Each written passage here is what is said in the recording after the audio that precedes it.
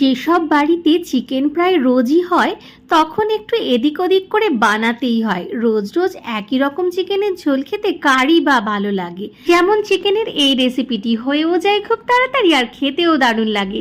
আমার বাড়িতে যখন যেটা থাকে তাই দিয়েই আমি চিকেন বানিয়ে ফেলি।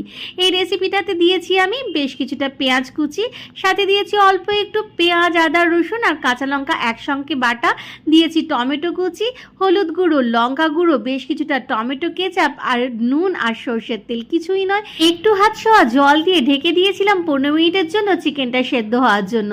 ব্যাস 15 মিনিট পর ঢাকা খুলে নিয়েছি। এরপরে দিয়ে দিয়েছি বেশ কিছু চেরা কাঁচা লঙ্কা, আরও 5-7 মিনিট ঢেকে দিয়েছিলাম। 5-7 মিনিট পর ঢাকনা খুলে ওপর থেকে বেশ কিছুটা ধনেপাতা কুচি ছড়িয়ে পরিবেশন করুন গরম গরম সাদা ভাতের সাথে অথবা রুটি, নান, পরোটা যা কিছুর সাথে। ও হ্যাঁ, খেয়াল রাখবেন প্রথমে গ্যাসটা বাড়িয়ে দিয়ে ঝোলটা ফুটিয়ে নিয়ে তারপরে একদম লো ফ্লেমে কিন্তু পুরো রান্নাটা